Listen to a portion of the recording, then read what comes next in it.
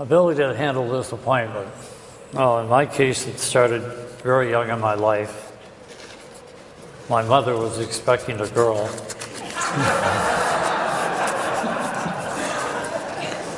And instead, she had this little guy. So I had this long brown hair down to my shoulders, and I wore these pink shorts until I was 14 years old. But I handled that okay. A lot of guys got punched in the nose for making wise comments. You're all going to have disappointments.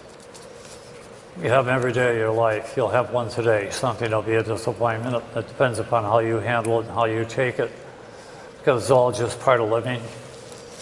And if you decide to put the tail between your legs and run when that happens, then you're never going to get anywhere.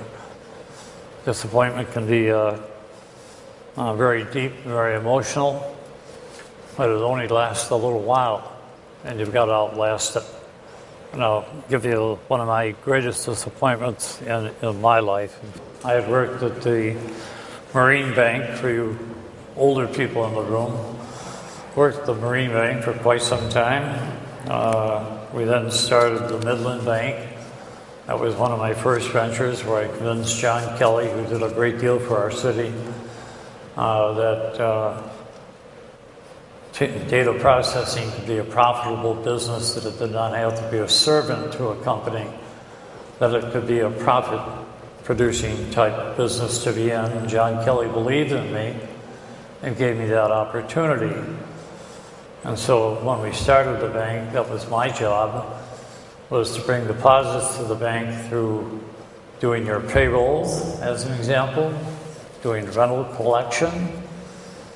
And I got this puppy cranking, and I had it up to about 100 people. But one thing I noticed is that I'm inside a bank, going in that era of time, if you weren't a banker, you just really weren't anybody, you were a clerk. No, and I don't mean any disrespect here to banks, I do not. It was a moment in time and the way it was. So I would watch person after person go by me untitled. And I was still just in charge of the data processing function. It was called tabulating. Some of you might remember that name. And so I went to my superior, who I respected tremendously and was one of my great mentors, David Herzer, and still is one of my best friends, and taught me so very much about life and people. I said, David, I don't understand. He said, George, you're not a bank officer. You don't know anything about banking. I mean, you work in the back room. If you want to be a bank officer, I'll make you a bank officer and you can sit in the lobby. I said, I don't want to do that. I love what I've got.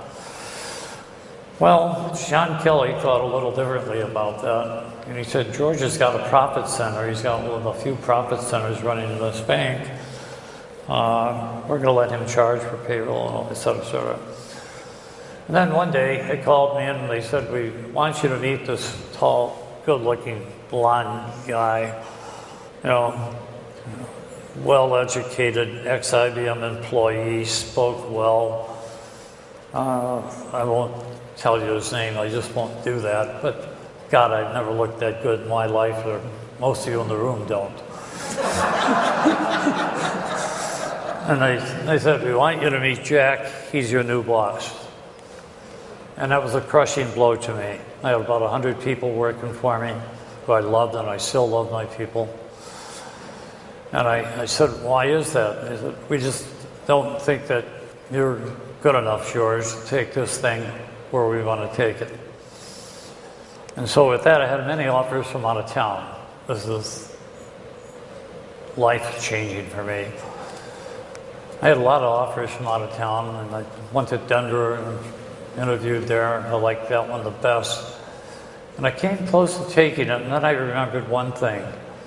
I had 114 people working for me, and I would not have been who I was without them. And when I walked away from them, there was no telling what was going to happen. So I stayed. I didn't put my tail between my legs. I stayed, and I decided to do battle. 6 months later, John Kelly called me into his office, and he said, I need to apologize to you. We made a horrible mistake. please forgive us. He said, you're the most qualified guy we've got in this organization to run this thing. And the other fellow was gone in 6 months. And when he left, I was the last friend he had, because I like people and I even liked him. He taught me a great deal because he was quite bright. So my point to you is that when you have things happen like this, it's up to you to decide what you're going to do. Run or stand and fight. And I'm a stubborn Irish guy, and I stand and fight. Next item, not quite as humorous as my mother. The nerve to be a leader. Well, I don't think it's a question of nerve. I think it's a question of confidence. I think it's a question of believing in yourself. I think it's a question of not being afraid to fail because you are going to. And it's how you handle that failure that makes the difference. And I get criticized for this comment often. I say, entrepreneurs are not risk takers. And the room goes, oh boy, this guy's stupid. You know? Annie Zizzo is not a risk taker. She's a woman who gave up a job for a family, a very good job, went home, and built a sensational business. There was that one woman in her time that she thought she was going to fail. Why would she do something that she would fail in? Joey Bartolotta uses this in his speech now. As I heard George say that, and he's absolutely right. A true entrepreneur has total confidence they will not fail. And that's why a lot of people don't become entrepreneurs, because they believe they're going to fail. And if that's how you feel, you'll never be an entrepreneur. You have to go with a very positive attitude. So the next item is what you need to be successful. Well, let me use the ice cream store analogy. If you open an ice cream store and you sell vanilla ice cream, I guarantee you, you will not be in business very long. Because not everybody likes vanilla ice cream. I like chocolate. And I like strawberry. I think I like vanilla too. So as I looked at the business that I was in, I said, I have very nice product here. A lot of people use it, but I have a lot of competitors. And all of those competitors' customers seem to be very happy with what they have. So maybe they don't like my vanilla. So what I need to do is become a Baskin Robbins. I need to go buy those companies that have satisfied customers so I can give them chocolate, strawberry, whatever flavor they happen to want. And that was my goal in building Fiserv.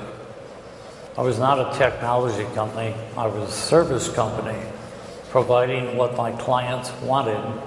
And if they didn't want what I had, I would go buy it to give them what they needed. And that's how I built the company. I don't want to throw any stones, but I've been compared to a large bank of this town who is regarded my competitor, now Menavante, and since purchased by someone else, so I can say this freely. They had vanilla, and they had an extremely good product, and they had a group of a few hundred good customers, because there's 20,000 banks out there, and as good as they were, they had a couple of hundred good customers. They only had vanilla. And sometimes they used to be compared to Fiserv. They're a very good system. I would love to have had them join me because they would have offered another nice alternative for the corporation, but they were nowhere near our size. I mean, Fiserv is a $6 billion company today. It's huge. So my point is, when you're going into business, think about what the market wants, not what you want. I'm doing this because I believe this is what I can sell, this is what people need, and I can obtain it for them. And if I can do so, I can sell it to them. So you have a conviction that you do it. I had a very strong conviction that I could do that. Next item is disappointments. other than that first one, failure, I'll call it. You may not be aware of this, but I created the first ATM system in our city. Some of you older folk might remember a thing called Cash Plus. It was before time. It was designed for the savings and loan industry. And all of the banks in town just hated me because I was working with the enemy. But my customers wanted to have an ATM system, so I built them one called Cash Plus. That system came live on July 4th, 1976. Big deal. It was a big deal. But I was over-optimistic, and it taught me another lesson in life. I thought that I created that puppy, and in about 1 year, the whole city would be using it. Because it was such a great idea and so simple to use. You didn't have to go to the bank lobby, park cars, all that kind of stuff. Get money 24 hours a day. God, what a great convenience. It took 4 years before that thing began to mature, became time, and it took 4 years. And I said to myself, Georgie, you're really optimistic. You need to be more careful when you think about things going forward. And I bet almost everyone in this room is a time user today. Carries a plastic card to get money. He probably doesn't go to bank lobbies anymore. Almost everyone, except the older generation, forgive me. Many have not adapted to that, but certainly the young people have. There's no question about it. Capital. Well, if you want to get capital, you got to have something to offer. I mean, you just can't take the tin cup and go down to the corner. Can I tell you a story? I don't want to bore you. I judge an event called Entrepreneur of the Year for Ernst & Young. And a couple of years ago, I was a world judge in Monaco. And we were looking at 36 nations. There's 35 other countries other than the United States that have excellent entrepreneurs. You know, just as good as us. That's hard to believe, I know. But they do. So we're sitting here judging between two people in the finals. And one fellow has done some stuff that creates artificial skin, works on brain tumors, pretty heavy. There are 7 judges involved from around the world, and I'm one of 7. And the fellow from Brazil down the line says, you gentlemen are missing something. You're looking for something that people create, which is good, right? I said, yes, absolutely. He said, this other man creates happiness, and the whole world can use happiness. And that man was the world winner that year, and he is the guy who created Cirque du Soleil. Huh? Who would think that happiness could be something that the whole world could need? This Brazilian did. Brilliant on his part. Now here comes the part I want to tell you. Tin cup on the corner. When I interviewed him, I and 5, 6 other judges, we said, Guy, tell me, how was it being a juggler on a street corner? Because that's what he was. He's a street corner entertainer. When they decided to do this thing in Ontario, I believe, it might have been Quebec, they went to him and said, do you have friends like yourself that could do this and help us celebrate our event? And that was the beginning of Cirque du Soleil. We put this group together, and they stayed together, and when I saw him last, there were 600 people in traveling shows and permanent shows. But here was the key question. How much money did you make as a juggler on a corner? Someone put a hand up. Come on. I want to see one hand. Annie. $50 a day. $50, Annie? $50 a day. $1,000 on a good day, juggling on a street corner. My strong recommendation to both of you is stop doing what you're doing. Learn how to juggle. It's the absolute truth, not an exaggeration. The absolute God-awful truth. I almost swore. I was just absolutely amazed, and I could see every judge like this, you know. So I tried it. I kept hitting myself on the head with these. So you need to have a track record is the point. When you want to get money, you need to have a track record. No one's going to give you money just because you want something. So you need to build a track record of profitability. When you start your business, be prudent, be tight, use regular gasoline, not high grade. Lest my partner used to get so ticked at me. Because he'd pull up to a gas station, I said, less regular gas. 2 people stay in a room when we travel less. We don't have separate rooms less. Tight, save money. So, relatively short period of time, I built a $14 million now here before Pfizer at the bank, Midland Bank. I built a $14 million business, turning 26% margins net with full corporate overhead burden on it because I wouldn't have it any other way. That's a very good margin in that business. It's exceptional in that particular business. So one day they walked in and said to me, George, banking in '83, banking is in trouble. And we're getting out of everything that does not have to do with banking. Remember, banks own radio stations and warehousing operations and all kinds of stuff back in the early 80s. And they were all in deep trouble, not as deep as they are today, but pretty deep. They said, we're going to sell you because you're not in the mainline banking thing. You're good, you keep growing, but you demand our attention because you keep growing. And we need to focus on banking. And so I thought my life was over. Here I am going to be sold. I thought life is over. Another lesson for you. I was 56 years old. Colonel Sanders was 65. The guy that started McDonald's was 50-some years old. I thought my life was over. They'd sell me, and some young dude would come in and take this puppy over. Until a broker said to me, why don't you buy it? You built it. And I said, I don't have the foggiest idea how to buy anything, and I did not. And I don't have a lot of money, and I did not. I had 6 kids. I was making about 55 grand a year, really heavy on. He said, let me take care of that. He brought back to me 2 venture capitalists. First fellow offered $18 million for the business, a $14 million business. 26% bottom line, cash bottom line, not EBITDA.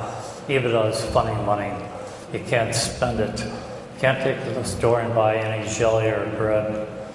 So I'm a cash or a net type guy. EBITDA to me is over here. Makes me different. So the first guy came back at 18. Second guy hadn't arrived yet. First guy, when the time came to do the deal, chiseled on the deal. And the bank stood up and said, stick it. And went and found another organization called Welsh, Carson, Anderson, and Stowe. They're one of the most highly regarded companies, VCs in the nation. And Federal Express is one of their products. Pfizer is one of their products. SunGard is one of their products. They have a tremendous success record in investing. They came in, spent one day with me, Rick Stowe. He's the hatchet man of the group, the bad guy. And he said to me that night at dinner, he'd been quiet all day long, just asking questions, said, we're going to buy it. And they did. And Bruce Anderson became my mentor about how to acquire and build companies. And so in July of '84, we put the company together. Leslie Buma, who many of you remember, became part of that. We brought him up. It was a $7 million company. And by October of that year, we had done our first acquisition. And by December of that year, '84, we've done our second acquisition, first and second acquisition. So we had a pretty good track record going. And then I decided I better form a board, and I think this is the key element. When you form a board, don't clone yourself, because you'll just get what you already got. What you need to get is people who offset your weaknesses, people who are better than you are. That's what you need to get. I am not a good financial guy. I know how to add 1 and 1 and get 3, but that's about as good as I get. I was smart enough to acquire one of the best financial guys in town, chief financial officer, came from another part of the country, Pennsylvania, and surrounded myself with people who worked in the industry. Gerald J. Levy, many of you know him. He was the head of the U.S. League for the United States. They were my customers. What better man they have on my board than him to guide me as to what I needed to do. Last and most important in terms of what you need, you want to get yourself a black cloud. It's a term I tell everybody, get a black cloud. Everyone agrees with you, everyone thinks it's a great idea. What you need is somebody that says, I don't think it's such a good idea. I had a fellow named Eddie Alberts who worked at Deloitte, and he was a real black cloud. I mean, Eddie loved golf, and that was about it. And so I'd be talking to Ann about buying her company, and she'd be telling us how great the company was and how good it was performing. I'm going to need to swear. Eddie would say, that's a lot of bullshit. Like all that is honest, this would be my Ed. And I would take him out of the room and I'd say, Ed, could you say, what leads you to believe that? But not only did Ed do that, but Ed would also have the answer on the other points. He was very analytical, and he sifted right through all this melange that went on. He came right to the point all the time. He was excellent. And my strong recommendation, don't just get aboard if everybody likes you and gets along with you and thinks you're brilliant. Get someone on your board that says, you're an absolute idiot, but I work for you for the money. You know? Eddie Alberts remains a very good friend, and I recommend everybody get a black cloud.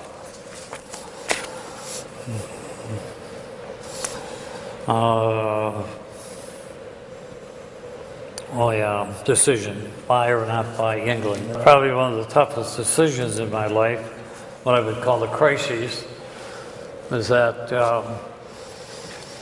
when Pfizer was about $1 billion company, it enjoyed some growth. We went public in September 26th of 1986.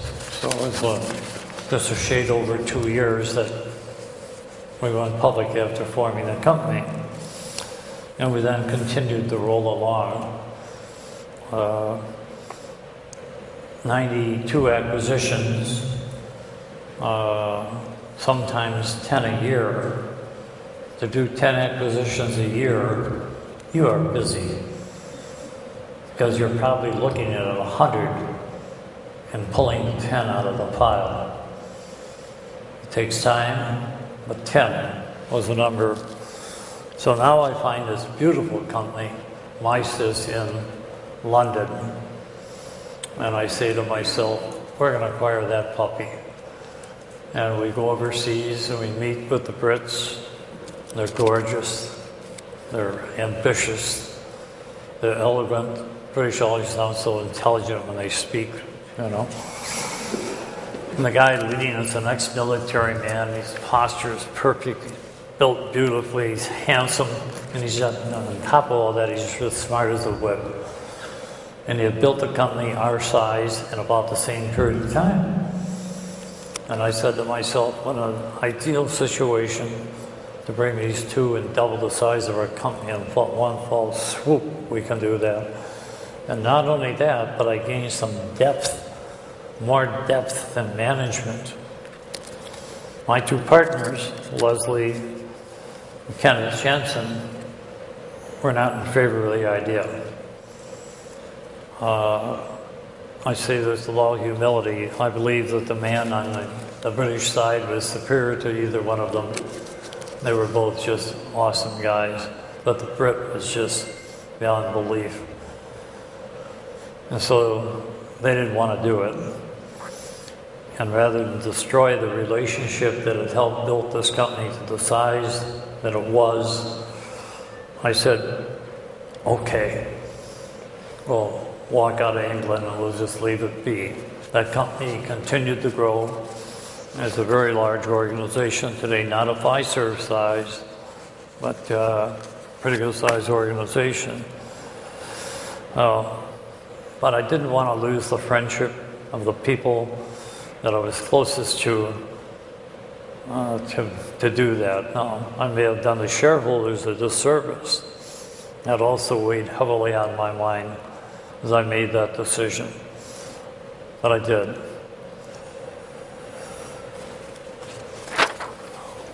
What do I wish I had done? Bought England.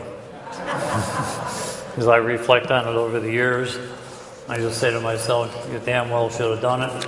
Those guys were your friends. They would have recovered from the shock. And if they're any darn good, they would have stayed on top of the pile. And if they weren't any darn good, the other guys would have got on top of the pile. And that's the way it ought to be. The best people ought to be running the company. But I let my emotions rule that decision, and I regret that decision. Next item has to do with, I really was 6'6". You wouldn't believe that. If I hadn't hurt my back on a motorcycle, I'd be there today. Philosophy about working. I've never worked a day in my life. If I had to work, I'd quit. People have heard me speak before. I would often say, if you get up in the morning, just say, oh God, I gotta go to work. Do not go. Do not go. You only have so much time for happiness and self-satisfaction on earth. Don't go. Go find something you like to do, something that you love, something where you can enjoy your life while you're here. Another comment you'll hear, in another 15 years I can retire.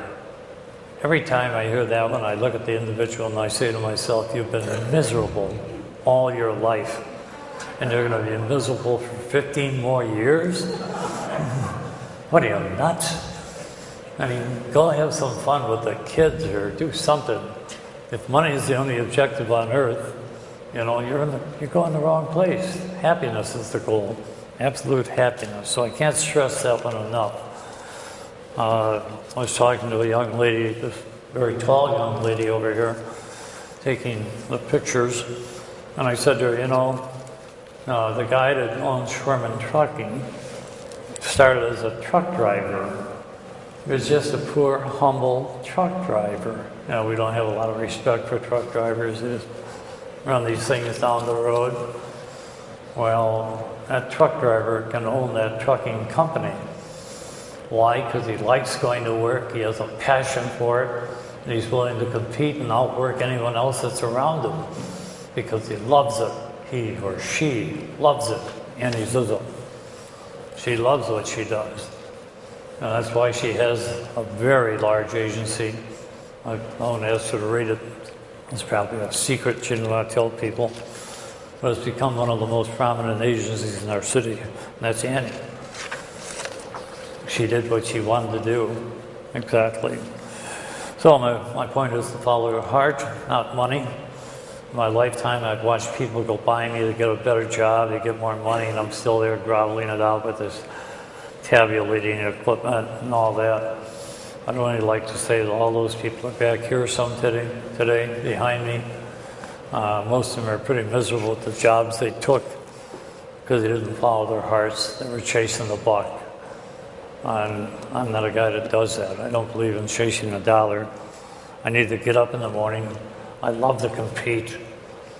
That's the best thing I can do in life. That's why I like to work. Because to me, work is a form of competition. You know, put Annie next to me, I'd probably lose to her. But boy, it'd be a tough battle for her to whip me. Because I have a passion for things, and I love competition. My goal is to whip you. That's how I think. Well, let's go to BizStarts. We'll take our turn to BizStarts.